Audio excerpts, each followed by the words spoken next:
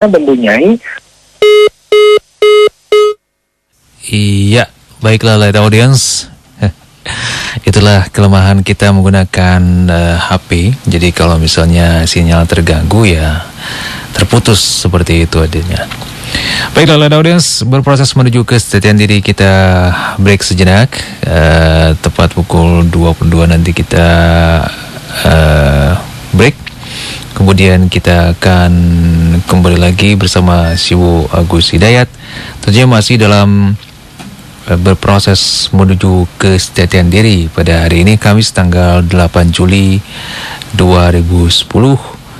Dan ya tentunya Siwo akan masih menjawab pertanyaan-pertanyaan Anda yang masuk melalui telepon di 0213983595 ataupun juga SMS di 0818801058. Kita akan kembali lagi setelah pesan-pesan berikut ini.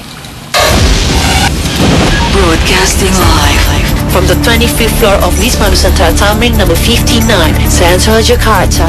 105.8 Light FM, the best slow hit station. 105.8 Light FM. The one and only slow hit station. The one and only. Telephone number 398-35900, 398-35901. Short message service 081-880-1058. Fax number 398-35900, extension 102. Marketing department 525-7892 or click www.litefmjakarta.com. anytime, anywhere. Light FM, best slow hit station. Join the excitement every Friday from 4 to 5 p.m. 105.8 Light FM. Starlight from album To Profile. Mungkin kita masukin unsur-unsurnya aja. Mungkin kalau bikin spesial gitu ya, satu album jazz misalnya bisa juga kalau kayak gitu. Tapi kalau untuk musik utopia sendiri sih tetap kayak gini. Cari lagu yang cocok buat kita sebenarnya bukan hal yang gampang gitu. Iya. Nyari komposer yang mau bekerja sama dengan kita juga itu juga luar biasa. From nothing to something. Tapi di balik ketidakkompakan itu, Pongki melihat ada sebuah rasa kebersamaan yang luar biasa. Gitu, makanya terciptalah lagu ini. Live performance. Serpihan hati ini ku peluk erat. Jerat cinta di matamu. Up close and personal. Starlight only on Light FM. When Monday comes, when light comes, here's what you get. Indonesia Raya adalah negara. Pemerintah itu lain lagi soalnya. Dan kita mesti punya rasa hormat, rasa terharu kepada Indonesia Raya. Karena apa? Setelah kita merdeka itu boleh diperdengarkan. Postcard from Melbourne. Jadi manggis itu rupanya diperas dengan kulit-kulitnya. Dan itu katanya berkhasiat untuk 22 macam penyakit, termasuk kanker, sakit jantung, macam-macam. Ya lengkap pokoknya manggis. Cuman di situ disebutkan manggis ini katanya terdapat di Vietnam, di Thailand, di Myanmar, juga di India katanya. Dan sekarang juga terdapat di Brazil dan juga di Afrika. Saya bilang sontol loh, ini manggis di Medan ini dari sejak dulu kalau makan durian kita mesti makan manggis. Listen to Postcard from Melbourne with ABC Australia from 7 to 8 a.m. on 105.8 Light FM. Postcard from Melbourne, the perfect way to start your Monday. Banyak deadline, kerjaan numpuk, tiap hari lagi. Pastinya nggak sedikit jam makan siang terganggu dengan keadaan seperti ini. Belum lagi bosen dengan menu makan siang yang itu-itu aja. Mulai sekarang, nggak perlu pusing lagi. Dengerin Taste of Light, reportase langsung tim Icip-Icip Light FM dengan menu-menu baru yang nggak kalah seru. Ada berbagai macam sate, ada 4 macam sate di sini. Resto Mbah Jingkrak. Udah ada penju ini, udah ada ayam pelati, ayam gadon, ayam rambut setan. Yang menarik di sini adalah jamur shiitake. Dia mau coba seperti apa rasanya. Taste of Light, referensi tempat dan menu makan siang yang bikin ngiler. Betul sekali. Apa tuh Ini nama itu baru restoran? saja masukkan yang namanya ayam bambu. Taste of Light, setiap Senin sampai Jumat jam 11.15 hanya di Light FM. Asik sekali. Berproses menuju kesejatian diri. Bersama Siwo Agus Hidayat. This is Light FM, the best slow hit station.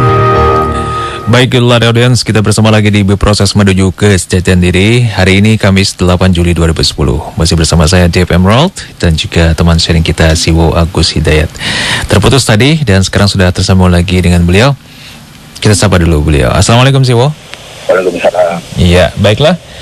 Kita sudah putus tadi Siwo dan memang kebetulan sudah waktunya istirahat. Tadi. Mhm. Makan sate. Oh, makan sate. Oh, pantesan putus. Jadi ada sate lewat, kita putus gitu. Baiklah, kita buka kembali live audience 2 penelpon di 0213983505 dan nanti kita akan bacakan 3 SMS. Telepon yang pertama, Assalamualaikum. Waalaikumsalam. Iya, dengan siapa ini? Sama Abias di Jakarta. Abias di Jakarta, silakan. Assalamualaikum Siwo. Waalaikumsalam warahmatullahi. Iya, lama nggak bersua. Siwo, saya ingin mempertanyakan tentang kesempurnaan. Apakah kesempurnaan itu ada Siwo? Dalam hal ini, saya pernah mendapatkan informasi bahwa tidak dikatakan sempurna ibadah seseorang apabila dia belum melaksanakan sebuah ikatan pernikahan. Siwo, alhamdulillah saat ini saya sudah menikah. Saya ingin bertanya sekaligus sharing bagaimana Siwo saya agar bisa meningkatkan kualitas spiritual saya dalam hal sarana pernikahan ini supaya saya bisa lebih mendaki lagi berproses dengan penuh nuansa-nuansa tauhidi. Itu yang pertama Siwo. Yang kedua, satu lagi Mas, ini titipan dari istri saya, bagaimana katanya Siwo untuk mengelola dan mengendalikan emosi. Itu Siwo. Terima kasih. Baik. Assalamualaikum. Waalaikumsalam warahmatullahi. Penelpon yang kedua di 021398350905. Aduh, itu emosi apa nafsu ya? Emosi. Emosi ya. Kok nafsu sih Siwo ya? Mengelola emosi. Oh iya, mengelola emosi. Halo, assalamualaikum. Waalaikumsalam. Dengan Ibu? Dengan Aida. Ibu Aida di mana? Di Pondok Gede. Silakan. Siwa mau nanya, saya kan senang filsafat ya. Filsafat.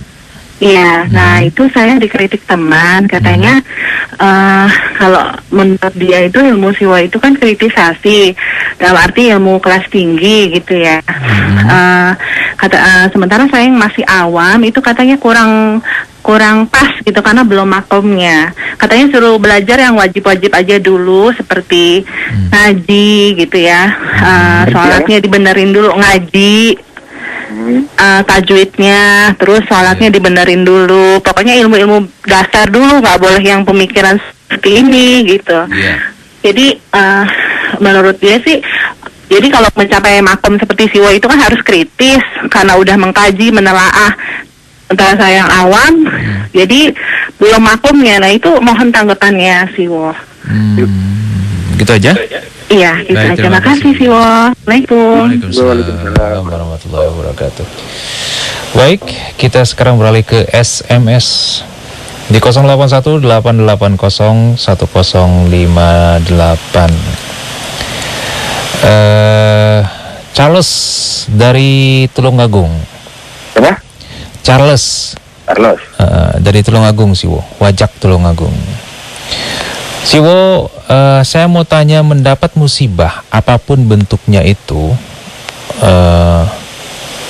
maka kita harus bersyukur atau harus marah-marah dan dendam? Apakah kita harus bersyukur, harus marah-marah atau dendam? Begitu. Kemudian dari Muri di Tangerang, Siwo, apakah yang dimaksud dengan kesejatian diri dan lebih utama yang mana antara ilmu fikih dan tasawuf? Dan tasawuf. Ya, dan tasawuf. Lebih apa tadi? Lebih utama mana? Lebih utama mana antara ilmu fikih dan tasawuf? Dan kemudian ini dari Husni di Cipinang. Husni di Cipinang ini ada banyak nih. Di mana letak 1 sampai 4 nih Siwo? Diri, garis miring ego, garis miring nafs. Kedua akal, ketiga hati, keempat jiwa. Itu aja sih. Yang kedua tadi apa? Akal. Hati, jiwa. Yang pertama diri, garing ero, garing nafs. Iya. Oke, Siwo ya. 3 SMS dan 2 penelpon. SMS-nya 2 ya? 3 dong. 2 kan. Dari Charles di Tulungagung, kemudian iya sama Muri. Muri di Tangerang. Iya, Tangerang. Iya, cukup deh. Cukup ya? Baik, silakan Siwo. Terima kasih. Kita langsung mulai dari Mas Adias. Kesempurnaan. Apakah ada? Saya pernah belajar tentang kesempurnaan ini. Dan kayaknya ada beberapa beberapa perspektif. Yang satu, perspektif pertama yang saya dapat tentang kesempurnaan itu, kesempurnaan adalah sesuatu yang sudah mencapai maksimal dari kapasitas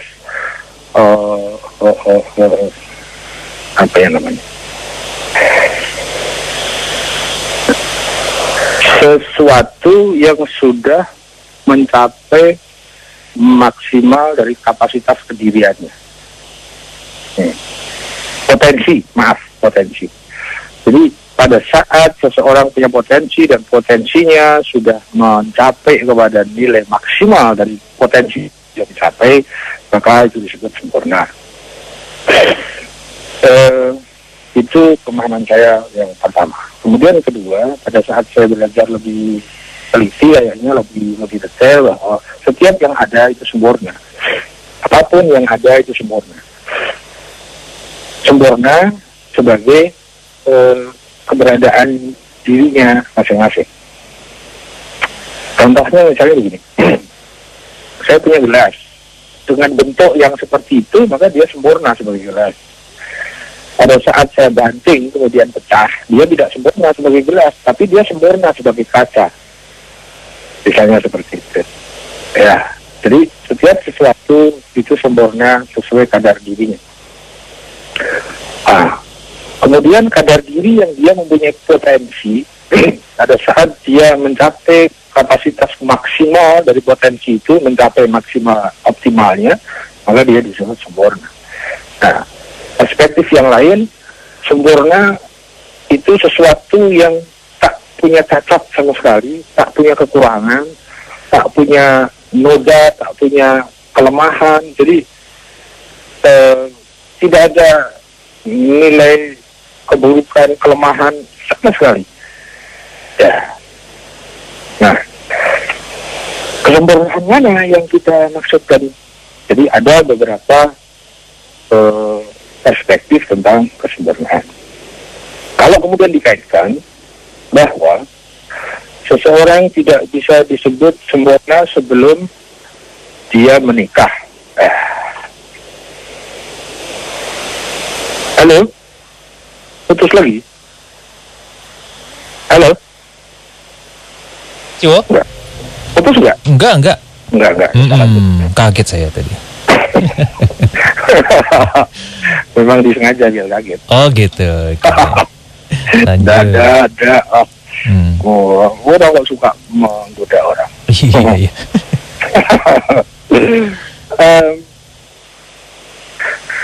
Kalau tadi saya contohkan bahwa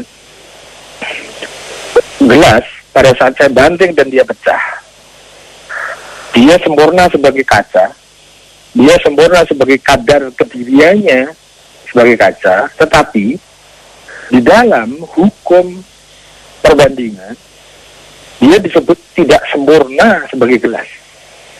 Nah, ya, cuma masalahnya kan dari kaca menjadi gelas itu kita kaitkan dengan istilah yang disebut potensi. Ya, nah, berbeda dengan keberadaan wujud eksistensi yang dia berpotensi dari bibit, kemudian dia bisa tumbuh menjadi batang, ada dahan, ada daun, berbuah. Nah, bibit tadi mengandung potensi untuk menjadi buah. Pada saat dia sudah menjadi buah, maka dia sempurna. Nah, pada saat dikaitkan dengan potensi. Pada saat dia sebagai bibit, apakah dia sempurna? Nah, jadi kita tergantung bagaimana perspektif kita melihatnya. Kita melihat kedirian sebagai dirinya, maka setiap sesuatu itu sempurna sebagai dirinya. Setiap sesuatu yang mempunyai potensi, pada saat dikaitkan dengan potensinya, dia disebut sempurna pada saat potensi itu sudah menjadi. Ya, menjadi. Jadi bukan sekedar calon, tapi sudah menjadi. Potensi yang sudah menjadi dan dalam porsi yang maksimal, kapasitas maksimal, itu disebut sempurna. Keterkaitannya dengan masalah pernikahan, pernikahan itu bisa menjadi salah satu sarana untuk menyempurnakan potensi, untuk mewujudkan, untuk agar kita menjadi apa ya, kita bisa menjadi lebih dewasa, kita menjadi lebih bahagia, kita bisa menjadi lebih yang kemarin tidak sampai ke situ. Dengan pernikahan kita bisa melampaui itu ya, jadi pernikahan adalah salah satu sarana untuk penyempurnaan diri ya, sehingga kalau dilihat dari situ ya, kalau kita tidak menikah berarti kita kehilangan sarana itu, dan sarana itu mempunyai spesifikasi untuk menyampaikan kepada akibat-akibat tertentunya. Menjadi wasilah terhadap akibat-akibat tertentunya yang tidak bisa akibat itu diambil dengan sarana lain selain sarana nikah. Ya begitu kira-kira. Jadi kalimat sempurna di sini kita harus butuhkan pada konteksnya. Ya, tapi apakah orang yang tidak menikah itu tidak sempurna? Dipandang dalam perspektif kediriannya, dia sempurna. Tetapi kalau dipandang dalam sudut perbandingan, dia bisa lebih sempurna dengan pernikahan, misalnya begitu. Maka kalimatnya harus kita dudukkan pada konteksnya. Ya. Kemudian bagaimana meningkatkan diri dengan sarana itu, pernikahan itu. Itu sepanjang yang saya tahu, kebetulan sudah saya alami, ya itu luar biasa sarana di situ. Pada saat saya sendiri sebagai anak, ya, tapi belum berkeluarga. Tapi kan saya ada di dalam keluarga, yaitu kakak adik orang tua saya dalam keluarga. Tetapi setelah saya menikah, kan saya berdiri menjadi keluarga baru. Itu luar biasa, dahsyat sekali. Saya ambil saja salah satu sisinya begini. Pada saat saya masih lajang, jomblo, itu saya tidak mempunyai tanggung jawab berbagi kepada istri saya. Saya memikirkan diri saya saja. Ya, atau memikirkannya adalah memikirkan orang tua kalau sudah mampu, ya, memikirkan saudara-saudara gitu. Tetapi ada spesifikasi tertentu pada saat saya punya istri, itu benar-benar ego saya dibelah. Tidak sebagaimana pada saat saya menjadi anggota keluarga. Di sana ada bapak ibu dan ada saudara-saudara. Pada saat saya punya istri, hidup saya benar-benar dibelah. Jadi saya tidak bisa memikirkan hanya untuk diri saya, tidak bisa. Saya harus berusaha menyesuaikan diri dengan istri saya. Ya, jadi ego saya diluaskan. Kalau tadinya ego saya sesempit diri saya, sekarang ego saya dilebarkan menjadi saya dan dia. Sehingga saya harus bagaimana menyesuaikan, bagaimana saya, apalagi posisinya suami kan punya kewajiban ngomong, ngayomi, mendidik, mensejahterakan, menafkahi, dan lain-lain lah. Ya, seperti itu. Sehingga dengan kondisi dan situasi itu, dari satu sebab pernikahan akan mempunyai akibat-akibat logis yang banyak sekali, yang sangat banyak. Kelihatannya cuma berbagi ya, berbagi berdua. Beda loh, berbagi dengan istri sama berbagi dengan teman, itu beda sekali. Sangat berbeda. Nah, sebentar lagi mudah-mudahan bisa merasakan, atau mungkin sudah merasakan itu, Mas Abias. Belum lagi pada saat nanti ada anak-anak, ego saya dipecah lagi. Saya tidak bisa kemudian menyimpulkan hanya berdasarkan kondisi saya pribadi, tidak bisa. Istri saya harus masukkan di situ sebagai faktor penentu. Saya harus memutuskan apa. Pada saat anak ada, anak juga harus dimasukkan ke situ sebagai faktor yang harus integral. Saya memutuskan A, saya memutuskan B. Pada saat saya sendiri, ya saya tidak ada pendidikan dari sisi alamiahnya saja ke arah situ, tidak ada. Apalagi kalau dikaitkan dengan masalah tauhid nanti. Nah, yang terpenting pendidikan yang luar biasa yang saya pahami, saya alami, saya rasakan pada saat dikaitkan dengan tauhid, bagaimana menyatukan satu visi. Itu dahsyat. Menyatukan satu visi dengan suami istri. Visi yang terpenting adalah visi ketuhanan.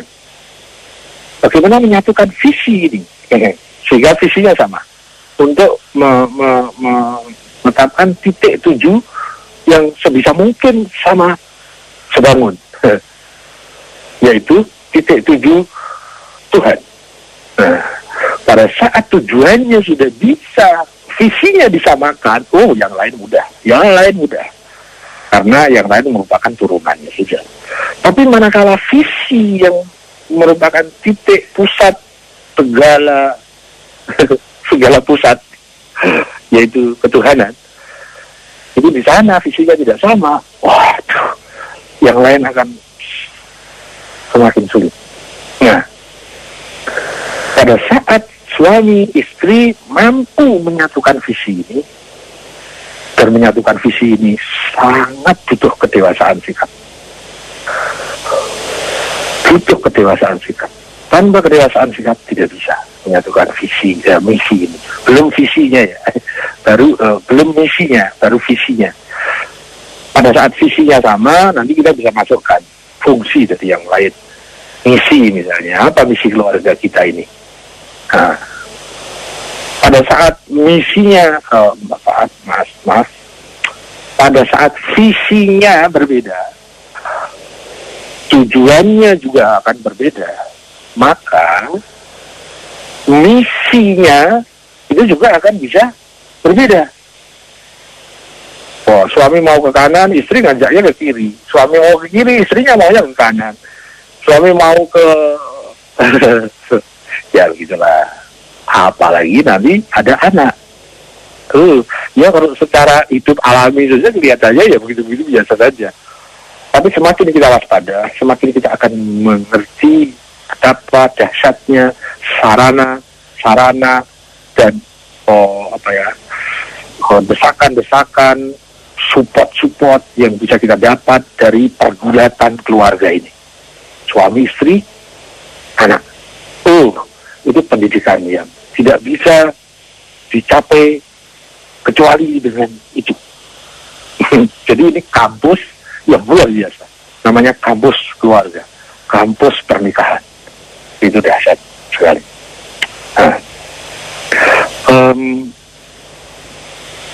Dan tadi kebetulan ditanyakan, bagaimana mengelola emosi? Emosi tidak boleh main di dalam ini.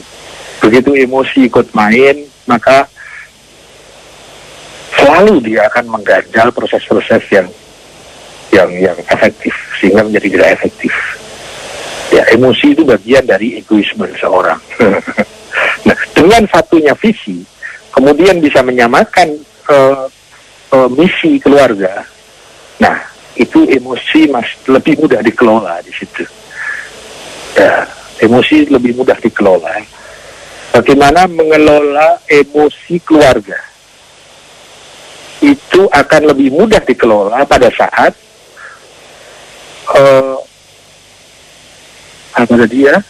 visi dari orang tuanya itu satu. Kemudian misi dari orang tua, bapak ibu, suami istri, itu juga satu.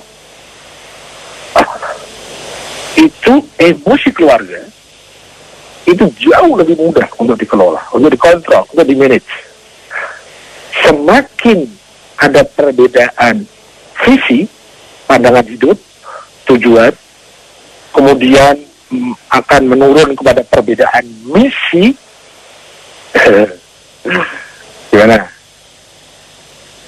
Enaknya kelola keluarga ini, siapa yang menjadi nakhoda dan siapa yang menjadi pendamping, siapa yang menjadi direktur dan siapa yang menjadi pendamping, siapa yang menjadi raja, siapa yang menjadi ratu, kurang lebih begitulah. Ya.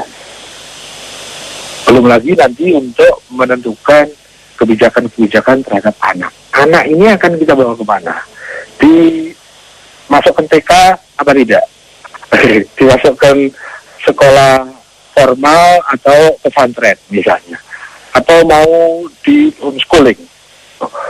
Itu sangat dipengaruhi oleh visi dan misi keluarga itu. Pada saat visinya dimasuki dengan nilai tauhid, yang lain akan berjalan dengan sendirinya, sangat enak, sangat simpel, sangat efektif. Tapi pada saat visinya berbeda, waduh, sulit. Karena akan terjadi di sana perpaduan yang tidak berpadu, ya, perpaduan suami istri tapi tidak serasi, tidak harmonis. Kurang lebih seperti itu. Kaitannya dengan emosi keluarga ya. Kalau emosi personal, kita kan sudah sering bahas kemarin-kemarin. Ini masalah emosi keluarga, bukan emosi personal kepribadian. Lanjut, Mbak Aida di Pondok Gede. Yang saya tangkap kurang lebih begini ya. Sharing siwo ini terlalu tinggi deh. Harus kritis, harus terkait dengan filsafat. Ya, jadi nggak nyambung gitu ya. Jadi nggak nyambung. Iya deh, memang betul. Betul deh. Kayaknya acara seperti ini memang agak langka sih. Maksudnya ada acara kayak gini, nggak ada pembukaan, nggak ada kesimpulan. Kadang-kadang ditanya nggak tahu gitu ya, acara apa sih ini, gitu ya. Jadi memang tidak bisa berlaku untuk semua kalangan, tidak bisa, sangat tidak bisa. Jadi kembali, jangan tergesa diterima, jangan tergesa ditolak. Kalau sekiranya tidak cocok, masih banyak tempat-tempat sharing yang lain masih banyak. Ada acara-acara yang sifatnya spiritual, religius masih banyak. Ya, tidak hanya di sini. Jadi silahkan manfaatkan sarana-sarana yang ada. Mungkin lewat radio, mungkin lewat televisi atau lewat pengajian yang lain-lain. Bagi yang merasa tidak cocok dengan acara ini, logis, sangat logis. Karena memang sangat plural kan, sangat plural. Meskipun saya berusaha yang populer saja, tapi itu pun juga tidak mesti cocok gitu kan. Jadi logis saja. Kalau merasa belum makomnya, ya kita ambil sikap deh.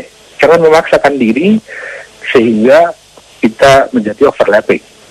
Ya, kalau merasa yang lebih pas untuk dirinya itu mengaji, tajwid misalnya, ambil deh itu. Nggak ada problem, gitu kan. Kan mendengarkan acara ini juga nggak wajib kok.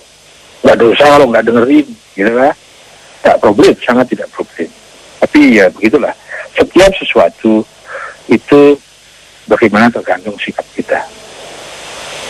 Bisa kita mengambil sikap. Kita kan punya opsi menerima atau menolak. Atau abstain. Ya, masing-masing kita punya kemerdekaan untuk itu. Nah, tapi sebagai masukan, saya sangat terima kasih sebagai masukan untuk saya, karena di sini juga saya sedang melakukan tugas sehingga saya berusaha sebaik-baiknya. Meskipun di dalam sebaik-baiknya kemampuan saya itu begitu banyak kekurangannya. Iya deh. Terima kasih atas masukannya. Saya inginnya bisa berinteraksi kepada semua kalau istilahnya Mbak Aida tadi, semua makom. Ya, tapi ternyata juga tidak bisa juga gitu ya. Jadi satu sisi saya terima kasih, dan sisi yang lain mohon dimaklumi dengan segala keterbatasannya. Manakala merasa memang tidak pas, coba deh berusaha yang lebih pas yang mana. Tapi yang penting begini menurut saya, jangan kita mengandalkan ketergantungan kita kepada sekedar kemampuan kita sendiri, kesimpulan kita sendiri. Misalnya begini, pada saat memulai sharing, mari kita bergantung kepada Tuhan, kepada Allah. Saya, itu selalu saya lakukan, setiap mau sharing, saya minta izin kepada Allah, minta didahului dengan permohonan ampun, minta bantuan, dan berjanji akan berikhtiar sebaik-baiknya. Tetapi setelah itu semua, saya istilah saya sumonggo begitu. Apapun yang akan terjadi sumonggo. Tugas saya hanya bagaimana saya melaksanakan tugas saya ini sebaik-baiknya. Tentu di dalam sebaik-baiknya menurut saya masih banyak kekurangan-kekurangan yang itu merupakan keterbatasan saya. Tetapi pada saat kita mempunyai konsentrasi terhadap tugas kita, dan kita selalu bergantung kepada kuasa Tuhan, bergantung kepada bantuan Tuhan, ya, saya kira kita akan ada di dalam jalur proses dengan segala kekurangan ya. Tetapi yang terpenting kita selalu di dalam jalur proses yang muaranya kepada Tuhan, bukan kepada kepedean terhadap diri saya sendiri. Jadi kepada Mbak Ida, opsi itu penjenengan sangat merdeka. Kalau saya boleh usul, kalau mau mencoba lagi mengikuti sharing ini, coba kita gantungkan kekuasaan itu kepada Tuhan, bukan kepada diri kita sendiri. Ya, sehingga untuk menentukan ini bisa diteruskan atau tidak, itu ada nuansa Tuhan ada di sana. Kita tidak bergerak lepas dari Tuhan. Itu yang menjadi usulan saya. Waktunya habis, SMS-nya masih 3. Pak Charles di Tulungagung, musibah itu harus disyukuri atau kita marah-marah atau dendam? Yang saya tahu begini, setiap sesuatu itu terjadi, itu sudah ada ukuran skala keadilannya. Jadi setiap sesuatu yang terjadi itu bukan musibah. Musibah hanya kalau kita ukur dengan kepentingan kita yang berpusat kepada keinginan kita. Itulah kemudian disebut musibah. Tapi pada saat kita mendudukkan diri di bawah Tuhan, kita menjadikan hamba Tuhan, kita menjadikan Tuhan sebagai bos kita, sebagai komando kita, sebagai dominator kehidupan kita, maka tidak ada musibah itu. Semuanya sudah dimanage dengan skala keadilannya, sesuai dengan hukum-hukum ilahi kealamannya. Maka bagaimana terhadap sesuatu yang sering disebut dengan musibah? Yang pertama, kita harus merubah pola dan cara berpikir kita dalam memandang sesuatu. Pada saat kita mempunyai kacamata pandang tauhid, maka musibah itu tidak ada. Yang ada adalah pendidikan, yang ada adalah kasih sayang, yang ada adalah fasilitas, yang ada adalah teguran-teguran, yang ada, dan itu semua pendidikan, semua adalah kasih sayang. Dan di dalam setiap sesuatu itu ada berkah Allah Subhanahu wa Ta'ala. Ya. Nah, apa kita mendapatkan teguran, kita mendapatkan soal, kita mendapatkan PR, kita mendapatkan problem. Dan di situ semua adalah proses pendidikan. Masuk kita marah-marah, kita dididik kok marah-marah. Kita mungkin belum siap untuk menjadi murid. Muridnya Gusti Allah. Mungkin kita belum siap untuk duduk menjadi murid yang baik. Ya, murid yang baik pasti marah-marah kalau dapat soal. Apalagi murid yang tidak baik lagi, dia akan dendam sama gurunya. Misalnya seperti itu. Jadi terhadap musibah, bagaimana? Kita perlu rubah dulu perspektif berpikir kita menjadi perspektif yang berketuhanan yang Maha Esa. Sehingga tak lagi ada kalimat musibah pada diri kita. Yang ada adalah rahmat. Nah, yang ada adalah pendidikan Tuhan. Pendidikan Allah kepada diri kita. Nah, pada saat kita sudah bisa merubah mindset itu, maka yang ada adalah kesyukuran. Kesyukuran adalah menfungsikan sesuatu sebagaimana mestinya. Ya, itu konsep global tentang syukur.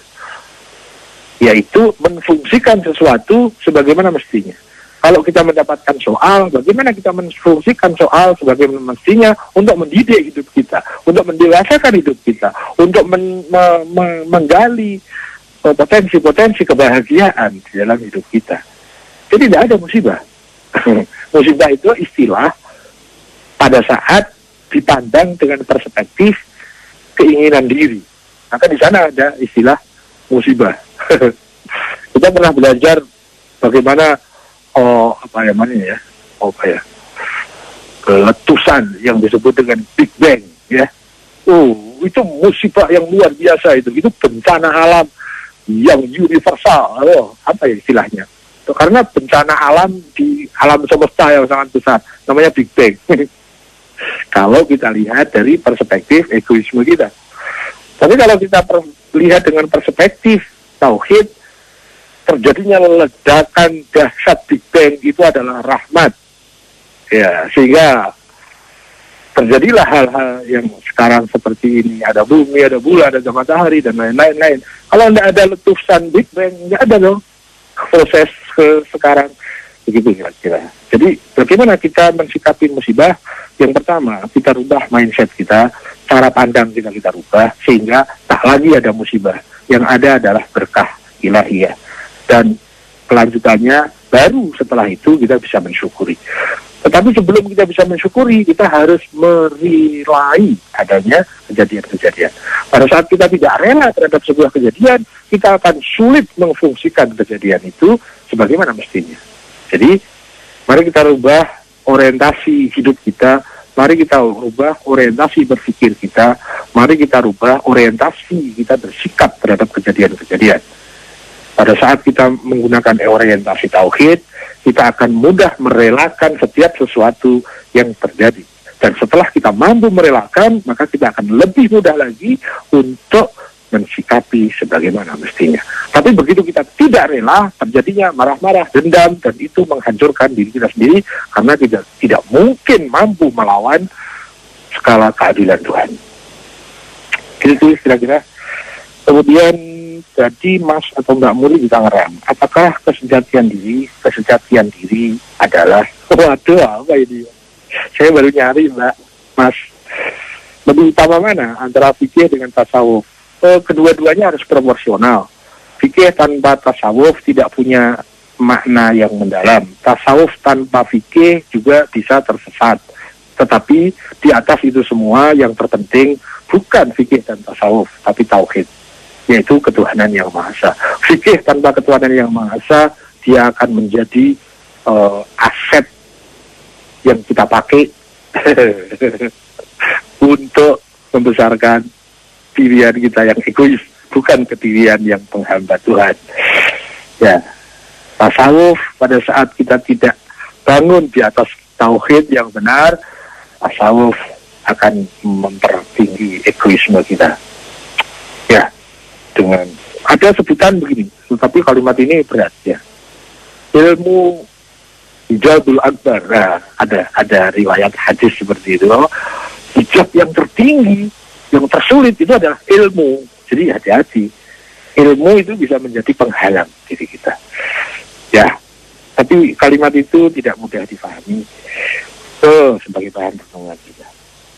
Terakhir dari Pak Husni di Cipiran, di manakah letak diri, ego, nafas?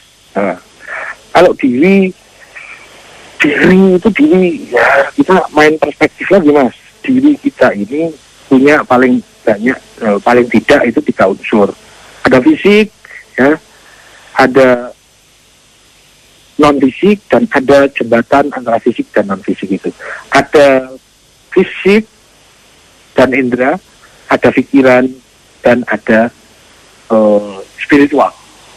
Nah, kalau ditanyakan ego, nah, ego itu diri tapi yang spiritual, diri yang batiniah, itu ego.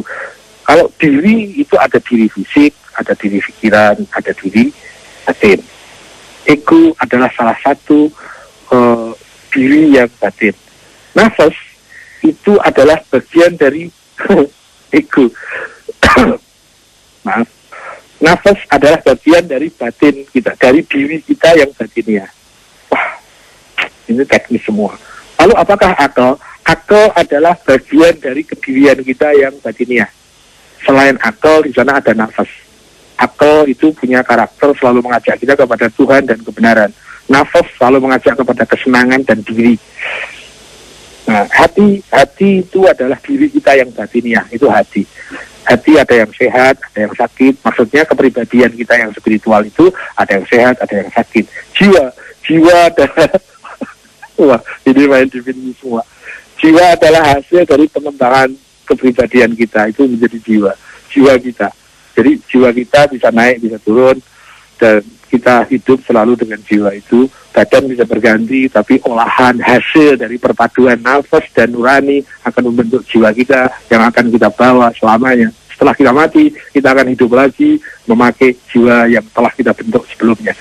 Yang lebih seperti itu, waktunya habis. Sudah melanggar sekian detik, menit. Mohon maaf. Bos, pamit bos. Iya, Bu. Gimana sih, Bu? Ya. Dan kepada teman-teman semua, terima kasih. Mohon maaf, saya mohon pamit. Semoga kita dipersaudarakan dalam kebenaran, dalam sukses, dan berkah. Dalam penghambaan kepada Tuhan, dalam ketuhanan yang Maha Esa. Bila taufik wal hidayah, wala haula wala quwwata illa billah. Mohon pamit semuanya. Assalamualaikum warahmatullahi wabarakatuh. Waalaikumsalam warahmatullahi wabarakatuh. Demikian Light Audience berproses menuju kesejahteraan diri. Hari ini Kamis tanggal 8 Juli 2010 bersama teman sharing kita Siwo Agus Hidayat. InsyaAllah kita akan jumpa lagi Kamis mendatang. Akhirnya saya menutup rangkaian berproses menuju kesejahteraan diri hari ini, dan kita akan jumpa lagi minggu depan insyaAllah. Wassalamualaikum warahmatullahi wabarakatuh. You're entering the slow zone. You're entering the slow zone. Anytime. Anywhere. With 105.8 Light FM. The best slow hit station. Light at night. Light at night.